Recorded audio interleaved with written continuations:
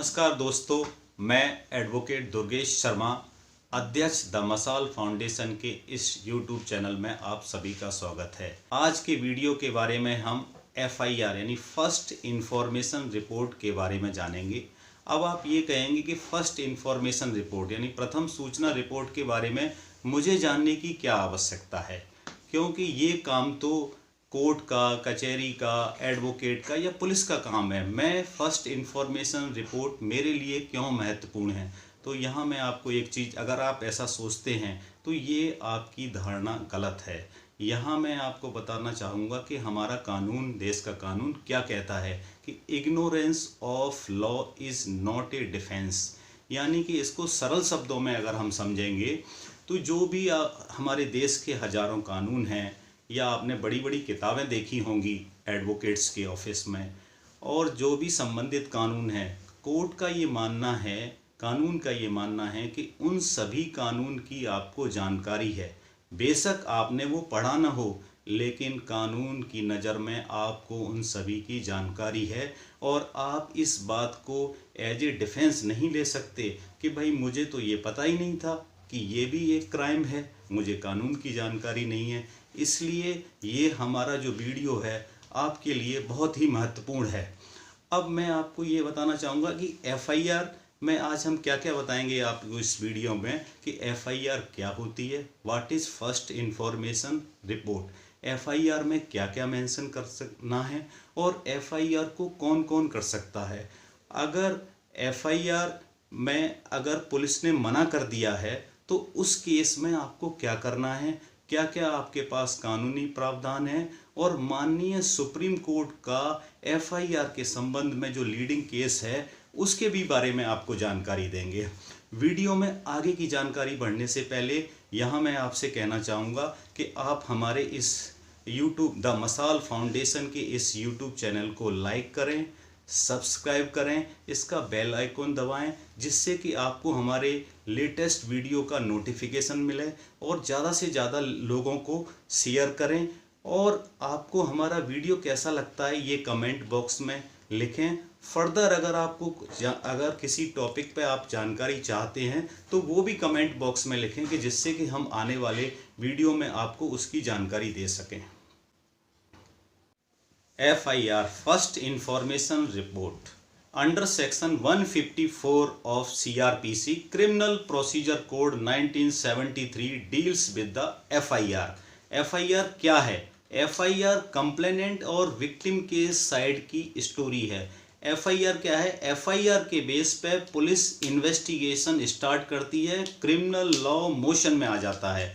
FIR की under section 154 of CRPC FIR की क्या डेफिनेशन है? एज पर द सेक्शन मैं आपको यहाँ बताना चाहूँगा। Every information relating to the commission of a cognizable offence if given orally to an officer in charge of a police station shall be reduced to writing by him or under his direction and be read over to the informant, and every such information, whether given in writing or reduced to writing as aforesaid, shall be signed by a person giving it, and the substance thereof shall be entered in a book to be kept by an such officer in such a form as the state government may prescribe in this behalf. यहाँ मैं आपको बताना चाह रहा हूँ, अगर शिकायतकर्ता या विक्टिम की तरफ से पुलिस को इन्फॉर्मेशन दी गई है और पुलिस उस पर इन्वेस्टिगेशन स्टार्ट करती है, तो वो एक स्टार्टिंग का पॉइंट है। आप इसको एक दूसरे तरीके से सरल शब्दों में समझ सकते हैं कि आपके पास कार है, स्कूटर है या बाइक है, और उसमें सारी सब कुछ चीज़ें ठीक हैं, फिट है ड्राइव करने के लिए, लेकिन अगर उसमें फ्यूल यानी पेट्रोल नहीं है तो क्या आप उससे जर्नी कर सकते हैं? नहीं कर सकते हैं। ऐसे ही अगर क्रिमिनल लॉ को मोशन में लाना है तो FIR यानी first information report is a first document जो कि क्रिमिनल लॉ को मोशन में लाता है और जिसके बेस पे पुलिस इन्वेस्टिगेशन स्टार्ट करती है। और as per this section under section 154 of CRPC जो भी आपने इंफॉर्मेशन दी है, शिकायत दी है, उसकी copy, a copy of the information as recorded under section 1 shall be given forthwith free of cost, यानी जो उसकी कॉपी है वो फ्री ऑफ कॉस्ट शिकायतकर्ता को दी जाएगी। FIR में क्या मेंशन करना है और FIR कौन कर सकता है और FIR लॉन्च कैसे करें। अब FIR में योर नेम एंड एड्रेस, जो सूचना देने वाले हैं उनका नाम, पता और मोबाइल नंबर होना चाहिए। Date, time and location of the incident, घटना का तारीख, समय और स्थान बताएं, स्पेसिफाई करें उसको। नेक्स्ट आते हैं true fact of the incident, जो भी घटना घटित हुई है उसका ट्रू फैक्ट ही लिखें, जो सही जानकारी है वही बताएं, कोई असत्य बात ना लिखें।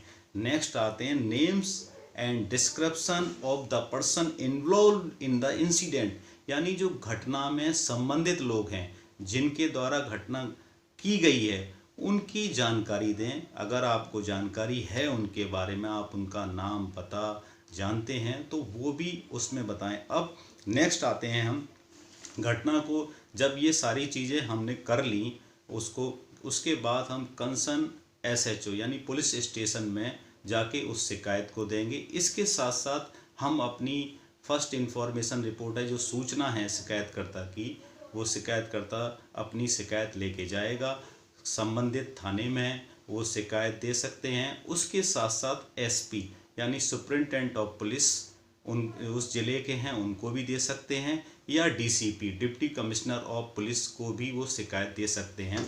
अब हम नेक्स्ट जानेंगे इसमें कि FIR कौन कौन कर सकता है, यानी विक्टिम जिसके साथ घटना हुई है, विक्टिम अगर वो शिकायत करने की स्थिति में है तो वो भी शिकायत कर सकता है, या अन्य कोई भी व्यक्ति जिसके लिए रिलेशन आवश्यक नहीं है, जिसको भी इस घटना के संबंध में जानकारी है, वो जाके सूचना पुलिस स्टेशन में दे सकता है। अब अगर आपको लगता है कि आपने पुलिस को अपनी शिकायत दे दी है, कंप्लेंट दे दी है, लेकिन पुलिस उस पर कोई कार्रवाई नहीं कर रही, यानी कि FIR रजिस्टर्ड नहीं हुई है, तो यहाँ आपको निराश होने की ज़रूरत नहीं है। आपके पास और भी बहुत सारे कानूनी प्रावधान हैं जिसके बारे में बताएं। आप जो है अपनी शिकायत को स्टेट ह्यूमन राइट कमीशन और नेशनल ह्यूमन राइट कमीशन में भी भेज सकते हैं। उसके बाद हम आते हैं नेक्स्ट, उसके बाद भी आपके पास और भी कानूनी प्रावधान हैं जिसमें under section 156 sub clause 3 of CRPC read with section 190 of CRPC, उसमें आप मजिस्ट्रेट को अप्रोच कर सकते हैं, वहाँ से भी पुलिस को डायरेक्शन दी जाएगी रजिस्ट्रेशन ऑफ FIR। उसके बाद अंडर सेक्शन 200 ऑफ CRPC आपको लगता है आपके पास सफिशेंट एविडेंस हैं, विटनेस हैं और आपके साथ गलत हुआ है, तो आप अंडर सेक्शन 200 CRPC में भी आरोपियों के विरुद्ध कार्रवाई करा सकते हैं। उसके अलावा और भी प्रोविज़न है, आप under article 226 of the constitution आप ऑनरेबल हाई कोर्ट को भी अप्रोच कर सकते हैं और डायरेक्शन ले सकते हैं for registration of FIR। FIR के संबंध में माननीय सुप्रीम कोर्ट का क्या आदेश है, बहुत ही लीडिंग जजमेंट है, अभी हम आपको उसके बारे में जानकारी देंगे जो कि बहुत ही महत्वपूर्ण है।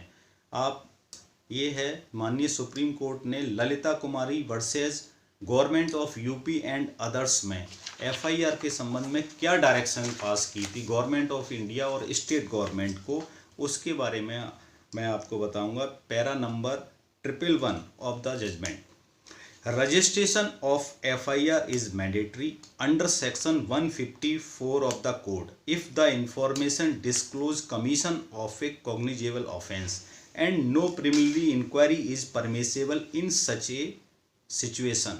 यानी कि माननीय सुप्रीम कोर्ट कह दी है कि अंडर सेक्शन 154 और CRPC में FIR रजिस्टर करना मैंडेटरी है और प्रिलिमिनरी इंक्वायरी की कोई आवश्यकता नहीं। If the information received does not disclose a cognizable offence but indicate the necessity for an inquiry, a preliminary inquiry may be conducted only to ascertain whether cognizable offence is disclosed और not.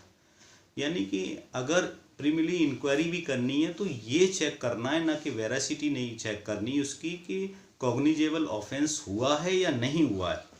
If the inquiry disclose the commission of a cognizable offence the FIR must be registered, यानी FIR registered करनी है, cognizable offence हुआ है यानी serious nature का offence हुआ है। In case where preliminary inquiry ends in closing the complaint, अगर प्रीलिमिनरी इंक्वायरी में कंप्लेंट को क्लोज भी करना है, a copy of entry of such closure must be supplied to the first informant forthwith and not later than 1 week. 1 week के अगर आप close करना चाह रहे हो उस कंप्लेंट को, पुलिस को लगता है तो उसकी कॉपी जो सूचना देने वाले हैं उसको देनी है। It must disclose reason in brief for closing the complaint and not proceeding further, उसमें आपको कारण भी बताना है, रीजन देनी है, रीजन देना है, डिटेल में बताना है कि क्या कारण है जिससे कि आप फर्दर उसमें प्रोसीड नहीं कर रहे। अब आगे क्या कहा है माननीय सुप्रीम कोर्ट ने, द पुलिस अफसर can not avoid his duty of registering offence if offence is disclosed. Action must be taken against erring अफसर who do not register the FIR if information received by him disclose a cognizable offense। यानी कि यहाँ माननीय Supreme court बहुत clearly direction दे रहा है कि अगर कॉग्निजेबल ऑफेंस हुआ है और पुलिस अफसर ने शिकायत दर्ज नहीं की है तो कंसर्न पुलिस अफसर के अगेंस्ट कार्रवाई होनी चाहिए। The scope of preliminary inquiry is not to verify the veracity or otherwise of the information received but only to ascertain whether the information reveal any cognizable offense।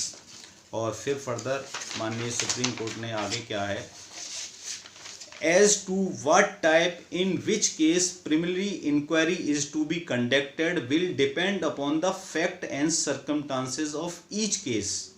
यानी कि preliminary अगर inquiry करनी है तो each case की separate case की fact to fact के हिसाब से करनी है, और the category of cases in which preliminary inquiry may be made are as under. कौन कौन सी कैटेगरी भी बताई है यहाँ पे, मैट्रिमोनियल डिस्प्यूट या family dispute, commercial offence, medical negligence, corruption cases, cases where there is abnormal delay laches in initiating criminal prosecution, for example over 3 months delay in reporting the matter without satisfactory explaining the reason for delay। यानी कि 3 महीने से ज़्यादा का समय है और कोई वैलिड रीज़न नहीं है उस कंडीशन में। अब फर्दर आगे माननीय सुप्रीम कोर्ट क्या कहती है, while ensuring and protecting the right of accused and the complainant a preliminary inquiry should be made time bound and in any case it should not exceed 7 days। The fact of such delay and causes of it must be reflected in the general diary entry। यानी कि 7 दिन माननीय Supreme Court ने कहा अगर preliminary inquiry करनी है तो जो टाइम पीरियड है नॉट एक्सीड 7 डेज, यानी 7 डेज के अंदर ही करना है। फिर आगे फर्दर क्या कहा है, since the general diary, station diary और daily diary is the record of all information received in a police station, we direct that all information relating to the cognizable offence whether resulting in registration of FIR और leading to a inquiry must be mandatorily and meticulously reflected in the said diary and decision to conduct a preliminary inquiry must also be reflected as mentioned above। यानी कि जो general diary है जो थाने में रहती है उसमें ईच एंड एवरी अगर इंक्वायरी करनी है या रजिस्ट्रेशन है उसमें सारी एंट्री होगी, ऐसा माननीय सुप्रीम कोर्ट ने ललिता कुमारी के केस में कहा है।